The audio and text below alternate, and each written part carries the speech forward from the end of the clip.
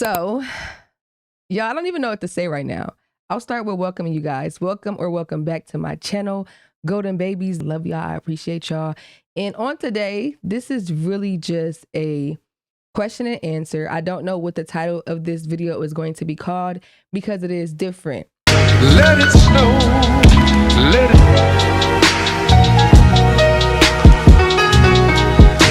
I asked y'all some questions on Instagram, and all I'm going to say is this. If you don't follow me on Instagram, go follow me so that you can be in these type of videos. Go follow me so that you can interact with me. You can ask me questions if you ever wanted to ask me a question. I always randomly post when I want to do a question and answer video. So this just happened to be a time. I also do it on Facebook. I don't really know how that will work if you already aren't my friend, but I believe that you can follow people on Facebook. So I just transferred the question and answer over to there too. So go follow me on my social media platforms so that you can be involved in videos like this.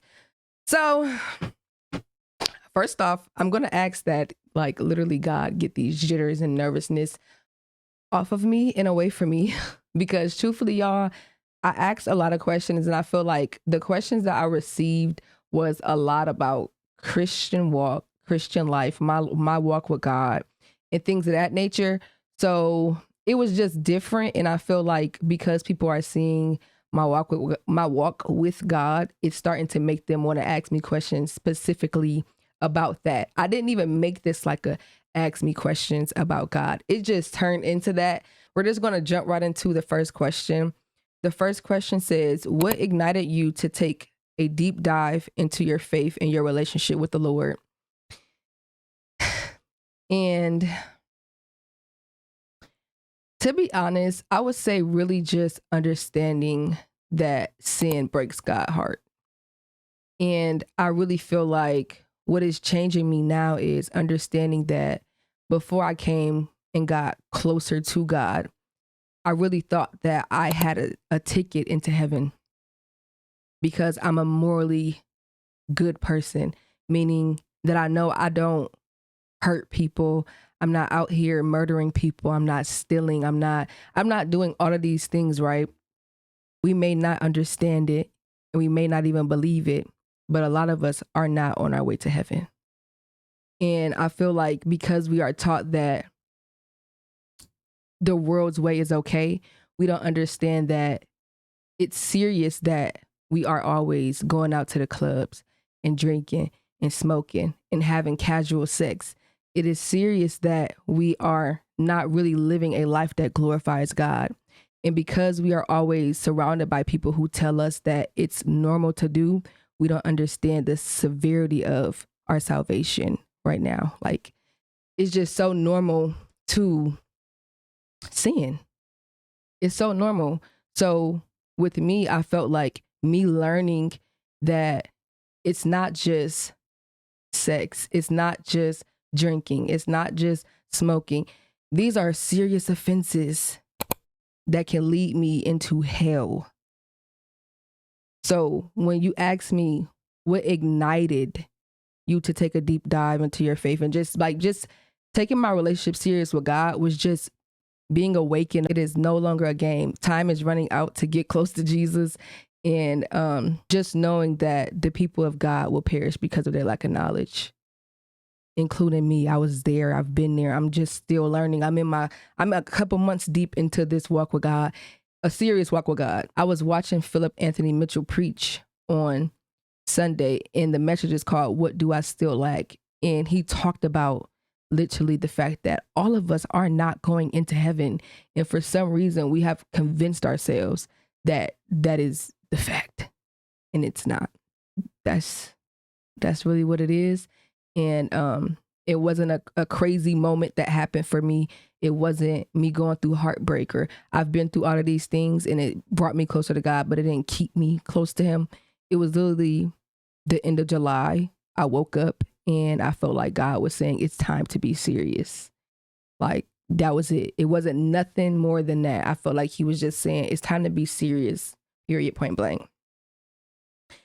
The next question is, what made you devote your life to God, and what are some challenges you had to overcome. So that's kind of like the first question. So I'll just answer the second part. What are some challenges you had to overcome?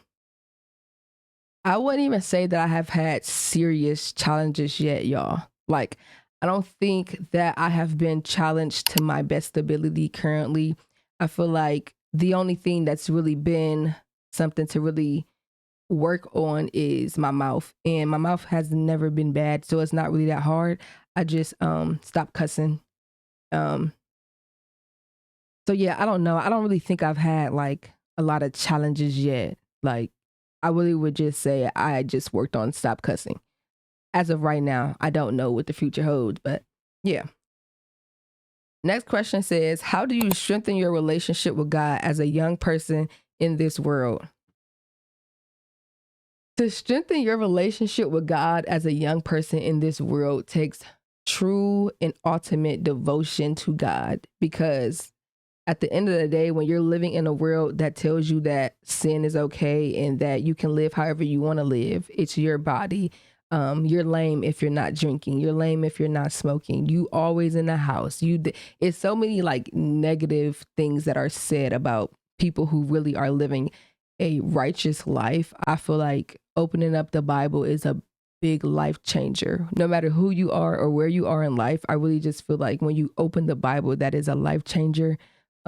Solely because you learn so much about God. And to me, that looks like making sure that you are consistently praying, making sure that you are opening up your Bibles, making sure that you are involving yourself around people that are in the church and that can hold you accountable, because you cannot do this walk alone. And really understanding that when you are a young person, meaning I would consider myself still young, I'm only 23 years old, but understanding when you are this young, you are not going to blend in. You are not going to be everybody's cup of tea any longer, because people may feel like you're boring or you don't do anything or whatever, y'all. I didn't heard it all. But you have to really understand that to be a part of this walk, you have to really know that you are called to be set apart. So understanding that it may get hard because your life is transitioning over to living more holy. So that means that a lot of the things that you've been doing, or a lot of the things that people are doing around you, you will no longer participate in. You just have to really understand that it's a choice that is worth making. Like, just know it's a choice that's worth making. So hopefully that answers your question. But to strengthen it, really just get in your word. Get in your word and learn about your God. Learn about God. Learn about God. Learn about God. That's the best thing that I can say. I'm pretty sure there's scripture to back up a lot of the ways that you can strengthen your relationship with God. But based off of just my opinion and what I have done, it really took me opening up the Bible to learn about God, to make me really want to like take my walk with him serious, and learning about the seriousness of sin, learning about so many things. That's just what made me want to actually strengthen my relationship with God. Next question is, what is your favorite book of the Bible, and has it been hard dating as a Christian? So first off, y'all, I cannot say my favorite book of the Bible because I haven't read all of them. I feel like that would be crazy for me to name one.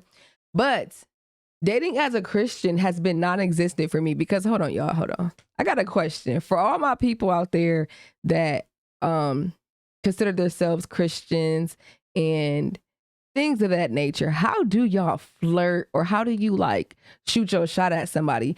Because I'm not gonna lie, especially somebody that you know that you're probably not going to see. So social media is the only way, in a sense, that you would kind of even let them know. Do y'all shoot y'all shot in the DM? Or is that like a no? Because I really want to know. If y'all do, let me know, because I be seeing some men. I be seeing people, and I be like, okay, I don't really think we should get into it, but I just really, all jokes aside, I really don't know how I'm supposed to speak to men that come across as men of God if the only way I ever see them is on social media. I don't really run into men of God while I'm out. First off, I'm always in the house, so that's impossible. And then for two, y'all know how it be. Like when you go to church, nobody's really just at church. Well, I'm not. I'm not at church looking for my partner. When I'm at church, I'm locked in. So for my people that's in their single season, how do y'all start dating? Serious question. Because your girl is ready to start dating. I just don't know where to start. I don't. I literally don't. I don't know where to start. But to answer the question of, is it hard dating as a Christian? I would say I can't answer that to the best of my ability because I have never had a holy relationship before. I have been single for almost 3 years now at this point. So my next relationship will be my first relationship where I'm doing it God's way. So I really don't know if it is hard. I can imagine that it is. Because being for real, not having sex when you are in relationship with someone and y'all love each other, y'all look good, that is going to be something that is hard. But I don't know. I feel like another hard thing that I can probably say is knowing that so many men really aren't going to lead you the right way, knowing that you really can't just talk to anybody any longer. You really can't just date for fun. Like now it's just like you got to date with purpose. You can't just be out here doing whatever. Maybe that's the hard part. I don't know. I don't know yet, y'all. Next question is, what is your perspective on waiting until marriage? Y'all, honestly, because of where I am currently, of course, if you don't know, I have already did the deed in my life before. But now that I am here now and I'm trying to take my walk with God super serious, I do really, really, really, really intend on waiting until marriage to have sex again. Why? Because we have already done it the world's way and it's clearly not working. Giving your goods away, it didn't work. It didn't work. It ain't working. And I just feel like there's a reason why God intended us to wait until marriage. And I want a level of intimacy that is formed from really just getting to know a person and loving them without feeling that sexual intimacy. Only because I feel like when you have sex with someone, it makes everything so much more serious. And it's just a lot that goes into having sex, soul ties, and all of these things. I truthfully feel like my man that God has for me will be on the right path too. And waiting on marriage is part of it. Because, honey, it's just not worth it. It's just truthfully not worth it anymore. So having sex on marriage, I agree with it. And I feel like if I can go back, I would have waited, but there's no redos. So yeah. Next question says, if you could give your younger self advice, what would it be? I would say to my younger self that you don't need to chase love from a man.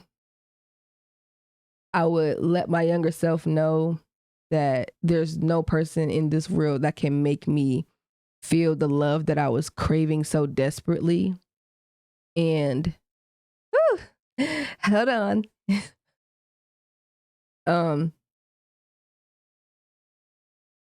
I would have just told myself to chase after God and make sure that I know who God is for real.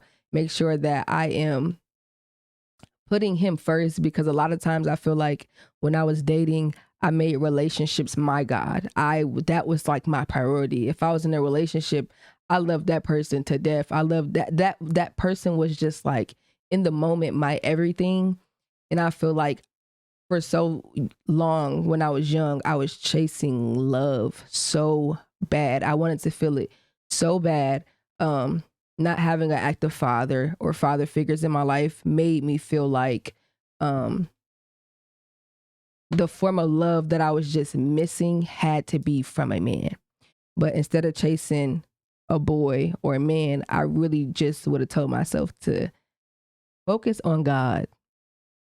To focus on God. Like, truthfully, if I could tell my younger self anything, it would have been to focus on the Lord. And even as a young kid, my mom has always told me those things like, you don't need this, you don't need that. Like, really just prioritize God, wait till marriage. Like, my mom told me all of these things, but I feel like there's just something about being a kid where you're hard headed and there's certain things that you want to feel in the moment that you lose sight of the longevity of things. But I would have just told myself to just love on me, learn who God is, learn about myself first, and just be patient and calm down. Like, I would have just told myself, like, girl, calm down. You're so young. You have so much life to live. Give it a break. Like, give it a break. I really thought I was going to be married at this point. And now that I look back on it, I'm just like, why did I ever think that? I don't know. I would have just told myself to really, really, really just calm down, slow down, learn yourself, and learn about God. That's really the most I would have taught my younger self. Next question is, what do you believe your purpose is? If I'm being honest, y'all, I don't really know if I know my life purpose, but I will speak to my right now. I feel like I am a good representation of what it looks like to not be a product of your environment. I come from Akron, Ohio. I come from the hood. I don't come from much at all. And I feel like I am going to have an amazing testimony at the end of all of this because I have worked so hard I just feel like I have worked so hard to live a life that I have never seen before. And I can teach people what it looks like to be the best version of yourself. And what that looks like is following after God. I talk a lot about self-love. I feel like I can show women my age what it looks like to love themselves, what it looks like to leave toxic relationships alone, what it looks like to follow after God's heart. And this is coming from a person that have been where they are. I feel like right now, that is my purpose. Right now, my purpose is to influence people in a positive way. Instead of going out to the clubs and drinking and smoking and having sex and doing these things, I'm encouraging them to go to church, to love on themselves, to spend time with themselves, to have a season where they really are understanding who they are and knowing that the only way that they can really know themselves is through Christ and things like that. Like, just having a positive influence right now, I genuinely feel like that is my purpose in life right now, just for now. Next question says, what is your biggest temptation lately? If I'm being honest, I don't really have like super big temptations because there was a lot of things that have already stopped myself from doing a year ago. So right now, I would say, truthfully speaking, we're going to get very truthful right now. Understanding the idea about, of course, you cannot have sex, but making sure that you are not self-pleasuring either. I feel like you're going through ovulation, your hormones up, things like that. I ain't got to get too much into it. But truthfully speaking, I would just say making sure that I am doing what I'm supposed to do in the sense of knowing that, how do I say this? Like, truthfully, how do I say this? Because I wouldn't say it's a temptation. It's just something that I probably like think about or something like that. But I don't really know if I have temptations. But long story short, making sure I'm not pleasured down there. Long story short, that's what I'll say. The next question is, what's something about yourself you find hard to understand? The thing that I have truthfully been battling with is trying to really understand why me, in the sense of, I feel like I do not relate to the people around me. I don't relate to family. I don't relate to friends. I feel out of place. I don't know how to. I just understand that I have a different walk, right? But it's more difficult when you have people around you that you have been knowing your whole life and you have a transition and people can't understand you any longer and you can't understand them. Like y'all don't see each other the same anymore. I just feel like now that I fully understand the severity of taking my relationship with God seriously, it changed everything. Like it changed everything, to be honest. It just changed everything. So what I am struggling with is accepting the fact that I may not be understood. I may not ever have the type of relationships that I would want to with family. It's just a lot of things that has to do with like just understanding who I am right now and how Christ is working on me. And I just want to make sure that even during this time, I just pray and ask God to like help me through this season.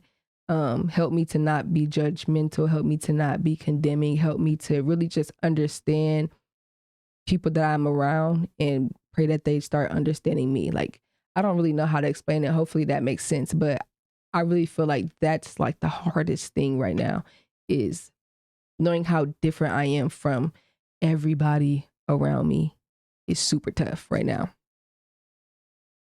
The next question is, what is your views on marriage and what is a deal breaker in a relationship with you? I want to be married. I want to be a wife. I want to have a amazing husband. I want all of the things. I want a family. I want kids. I want all of those things. Marriage to me is like one of the top goals I can reach in my life. Is to be a happy wife. A happy wife is my goal. So my views on marriage is I want to be married. I feel like we all should do that one day with the right person, with God in the midst. And what are my deal breakers? Baby, cheating on me, you're done. Okay? I don't play that.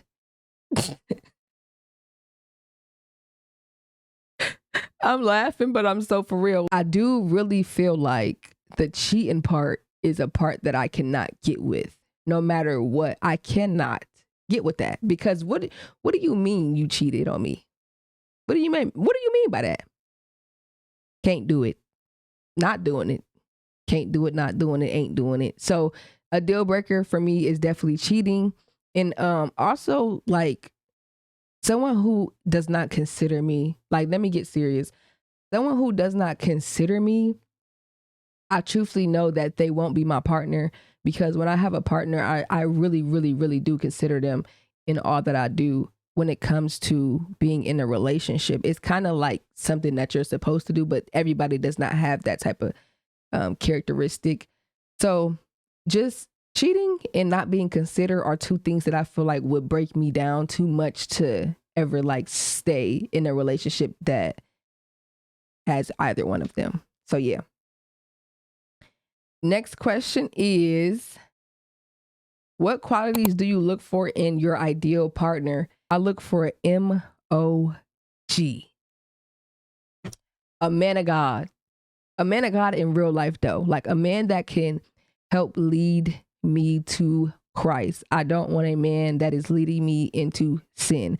I want a man that is loving, a man that is patient, a man that is kind, a man that does not boast, a man that is genuine, a man that is respectful, a man that loves his family, a man that prioritizes his wife, a man that prioritizes his children, a man that knows money is not everything. I'm just gonna just name everything. Like my ideal part, like the ideal qualities that I look for in a partner are all typical, but like I really need that. Like I really need a man that is kind with me, that is patient with me, that loves me, that really understands the importance of family, that is faithful. A man that is faithful.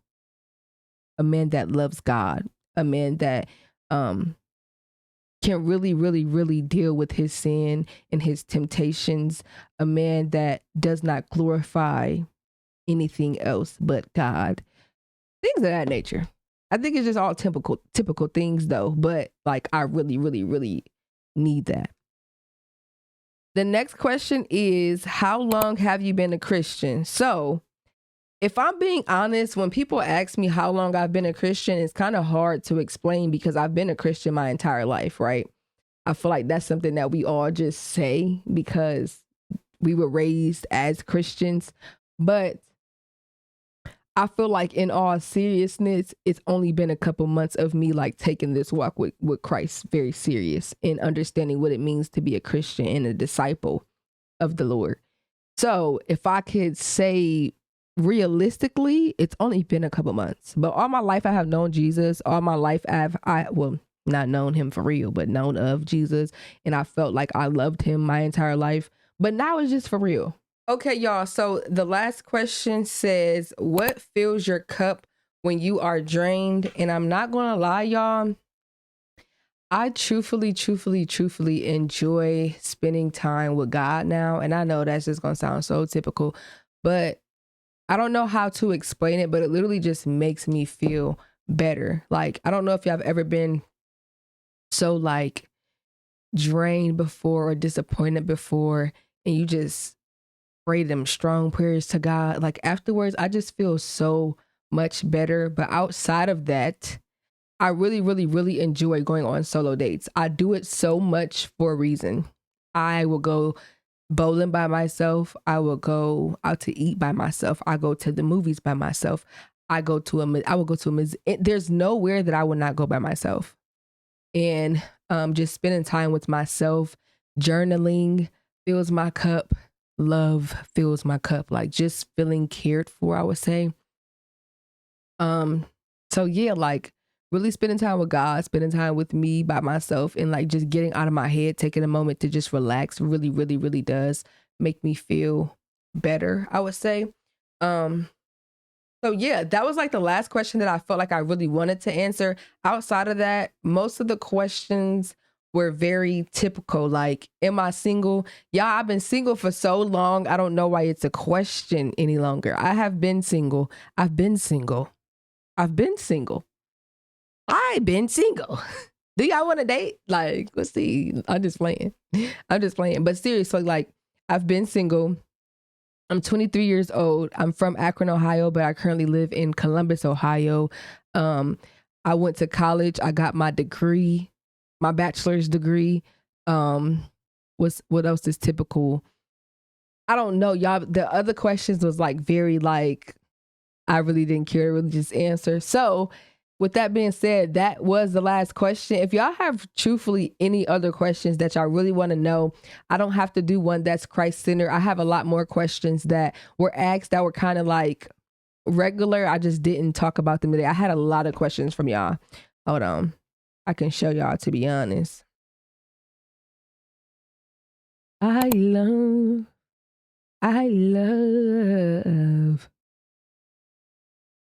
Yeah. I love. Look.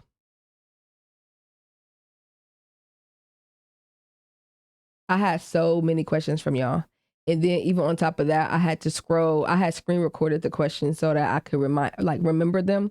But there was a lot of questions. It's still going. There was a lot of questions that y'all definitely did ask me. It's still going.